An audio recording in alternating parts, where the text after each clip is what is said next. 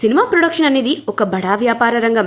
అది ప్రజలకు వినోదం కలిగించడమే కాకుండా వేల కోట్ల ఆదాయాన్ని సృష్టిస్తుంది.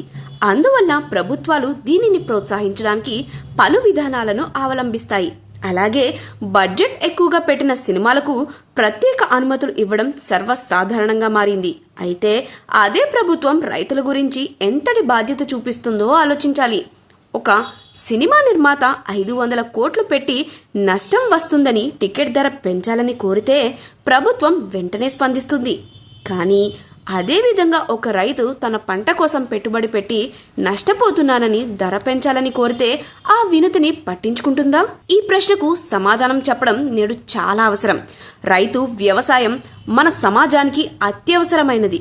రైతన్న కష్టం వల్ల మన ఆకలి తీర్చుకోగలుగుతున్నాం, కానీ అతని సమస్యలను మనం తక్కువగా తీసుకుంటున్నాం. రైతు ఎకరానికి 50,000 పెట్టుబడి పెడితే పంటకు తగిన ధర పొందడం అతని హక్కు.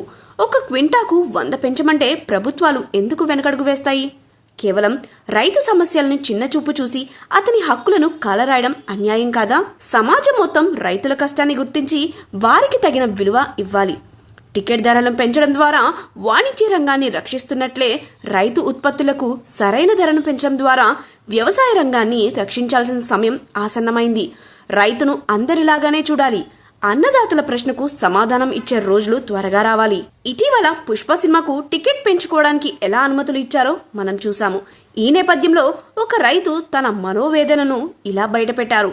నేను 500 కోట్లు పెట్టి సినిమా తీశాను. టికెట్ ధర పెంచకుంటే నష్టపోతాను అని నిర్మాత చెప్పగానే ధర పెంచుకోవడానికి అనుమతినిస్తున్నాయి ప్రభుత్వాలు.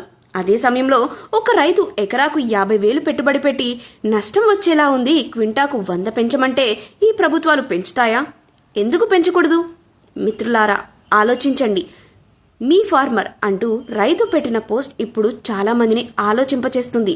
లక్షలాది రైతులు తమ తలలు తాకట్టు పెట్టి పంటలు పండిస్తారు. కానీ వారికి కనీసం మద్దతు ధర కూడా లభించక నష్టాల పాలవుతున్నారు.